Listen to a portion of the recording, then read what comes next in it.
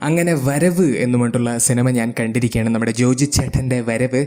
And cinema എങ്ങനെയുണ്ട് എന്ന് ചോദിച്ചാൽ, ഞാൻ പേഴ്സണലി ഇങ്ങനത്തെ അടിപ്പടങ്ങൾ എൻജോയ് ചെയ്യുന്ന ഒരാളായതുകൊണ്ട് തന്നെ എനിക്കിതൊരു ആവറേജ്, ബിലോ ആവറേജ് തലത്തിൽ നിൽക്കുന്ന ഒരു സ്ഥിരം ക്ലീഷ ടിപ്പിക്കൽ ഷാജി കൈലാസ് ജോജി ചേട്ടൻ മുണ്ടുമടക്കൽ മാസപടമായിട്ടാണ് ഫീൽ ചെയ്തിരിക്കുന്നത്. പക്ഷേ പടത്തിൽ കുറേ കാര്യങ്ങൾ എനിക്ക് പോസിറ്റീവായി തോന്നി, കുറേ കാര്യങ്ങൾ എനിക്ക് നന്നായി ഞാൻ എൻജോയ് ചെയ്തു എന്നൊക്കെ പറഞ്ഞ് ചിരിച്ച് ചത്ത്. ബിക്കോസ് അങ്ങനത്തെ കുറേ കോമഡി പരിപാടികൾ ഈ സിനിമയിലുണ്ട്.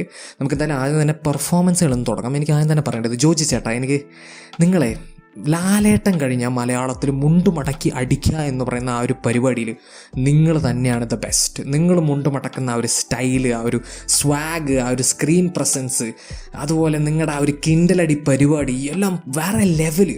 അതിൻ്റെ അപ്പുറത്ത് നിങ്ങളൊരു അതിഗംഭീര നടനും കൂടിയാണ്. എല്ലാ സീനും എന്ത് നാച്ചുറലായിട്ടാണ് അണ്ണൻ പണി വെച്ചിരിക്കണമെന്ന് അറിയോ.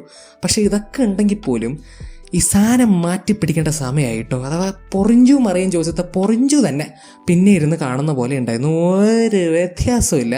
സോ സാധനം മാറ്റി പിടിക്കേണ്ട സമയം. ഇനി കുറച്ച് വ്യത്യസ്ത റോള് ചെയ്യുന്നത് നിങ്ങൾക്ക് വളരെ നന്നായിരിക്കും.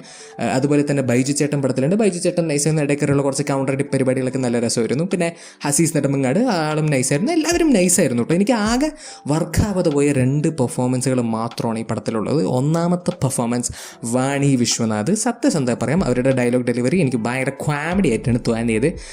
ഞാൻ അവരുടെ ആക്സെൻറ്റിനെ കളിയാക്കാൻ അങ്ങനത്തെ പരിപാടിയൊന്നും അല്ല ചെയ്യുന്നത്. I'm just saying that അവർ ഓരോ ഡയലോഗിലും വളരെയധികം എംഫസിസ് ഇടുന്നുണ്ട്. അഥവാ ഇങ്ങനെ ഭയങ്കര ഓവർ ഡ്രാമറ്റൈസ് ചെയ്തിട്ടാണ് അവർ ഓരോ ഡയലോഗും പറയുന്നത്. അഥവാ oh my God, this is one heck of a weapon, oh my God, wow എന്നുകൊണ്ടുള്ള ആ ഒരു സാധനം ഇവർ ഇടയ്ക്കറി പിടിക്കുന്നുണ്ട്. എനിക്കത് നല്ല കോമഡി തോന്നി, നല്ല ചളി കോമഡി ആയിട്ടാണ് തോന്നിയത്. അതുപോലെ ഞാൻ ഒരിക്കലും പ്രതീക്ഷിച്ചില്ല ഇത്, പക്ഷേ ഇത് പറഞ്ഞേ പറ്റുള്ളൂ, ഇതെൻ്റെ പേഴ്സണൽ അഭിപ്രായമാണ്. എനിക്ക് ഈ പടത്തിൽ മുരളി ഗോപി അങ്ങോട്ട് വർക്കായില്ല കേട്ടോ. എനിക്ക് പേഴ്സണൽ മുരളി ഗോപിനെ ഭയങ്കര ഇഷ്ടമാണ്. പക്ഷേ ഈ പടത്തിൽ മച്ചോൻ്റെ സ്വാഗും സ്റ്റൈലും സ്ക്രീൻ പ്രസൻസും ഓറൊക്കെ വേറെ ലെവല്. ആ ക്യാരക്ടർ വരെ കുഴപ്പമില്ലാത്തൊരു ക്യാരക്ടറായിട്ടാണ് എനിക്ക് ഫീൽ ചെയ്തത്. പക്ഷേ ഈ സിനിമയിൽ മുരളി ഗോപിയുടെ ഡയലോഗ് ഡെലിവറി എനിക്ക് പേഴ്സണലി ഒട്ടും വർക്കായില്ല. ഓരോ ഡയലോഗും ഒരുമാതിരി കഥ പറയുന്ന പോലെയാണ് ആൾ പറയുന്നത്. അഥവാ ഹോ മൈ ഗാഡ്, ഓ എന്തൊക്കെയുണ്ട് വിശേഷം സഭാനെ, നീ അങ്ങോട്ട് ഇരിക്കടാ മോനെ, ഇങ്ങനെ ഒരുമാതിരി മോഹൻലാലിൻ്റെ ഒരു വേറെ വേഷം പോലെ എനിക്ക് ഇടയിൽ കയറിയിട്ടൊക്കെ ഫീൽ ചെയ്തു. ഒരുമാതിരി എന്താ മോനെ ഇവിടെ വന്നിരിക്കും മോനെ, നീ MLA അല്ലേ മോനെ, നീ അവളെ അപരാധിച്ചല്ലേ എന്നുകൊണ്ടുള്ള അങ്ങനത്തെ ഒരു സാധനം പരിപാടി ഇതിൽ മുരളി ഗോപി പിടിച്ചിട്ടുണ്ട്. എനിക്കതൊട്ടും അങ്ങോട്ട് വർക്കായില്ല. അഥവാ വായ തുറക്കാതിരിക്കുമ്പോൾ കിടിലൻ, വായ തുറന്നു കഴിഞ്ഞാൽ എനിക്ക് അവിടെ എന്തോ ഒരു ഫ്ലോ വിട്ട് പോണ ഓരോ ഫീൽ ചെയ്തു ആളുടെ പെർഫോമൻസിൽ. ബട്ട് അതെൻ്റെ ഒരു പേഴ്സണൽ അഭിപ്രായമാണ്. പിന്നെ ടെക്നിക്കൽ ആസ്പെക്ട്സിലേക്ക് വരുമ്പോൾ visually this movie is too good, കിടിലനായിരുന്നു. പക്ഷേ ഓഡിയോ ഡിപ്പാർട്ട്മെൻറ്റിൻ്റെ കാര്യത്തിലേക്ക് വരുമ്പോൾ ഈ കുറച്ച് കാലമായിട്ട് കണ്ടതിൽ ദി വേസ്റ്റ് ഡബ്ബിങ് ഈ സിനിമയത്തെ ആയിരിക്കും. അഥവാ വായൊക്കെ എങ്ങോട്ടൊക്കെയോ പോണു, ഡയലോഗൊക്കെ വേറെ എങ്ങോട്ടൊക്കെയോ പോണു. തുടക്കത്തിൽ ഇങ്ങനെ അടുപ്പിച്ച് കുറേ ക്യാരക്ടേഴ്സ് സംസാരിക്കുന്നതിൻ്റെ ഒരു ലിപ്സിങ്കിങ്ങും സിങ്കാവുണ്ടായിരുന്നില്ല. അങ്ങനത്തെ കുറേ പരിപാടികളൊക്കെ ഈ പടത്തിലുണ്ടായിരുന്നു. അത് ശ്വാകം, എനിക്ക് അത്രേ പറയുള്ളൂ, ശ്വാഗമായിട്ടുണ്ട്. ഒട്ടും എനിക്കത് അക്സെപ്റ്റ് ചെയ്യാൻ പറ്റുന്നൊരു കാര്യം തന്നെയല്ല. പിന്നെ മ്യൂസിക്കിൻ്റെ കാര്യം പറയുകയാണെങ്കിൽ നമ്മുടെ സാംസിയസ് ആണ് മ്യൂസിക് ആക്ച്വലി കുഴപ്പമില്ല. പക്ഷേ എനിക്കിതിൽ ആക്ച്വലി കുറച്ച് ഫണ്ണി ആയിട്ട് തോന്നുന്നൊരു കാര്യം പറ്റും. ഇതിലൊരു ബീജമുണ്ട്, ഒരു മറ്റോ ടോട എന്നുള്ളൊരു സാധനം ഉണ്ട്.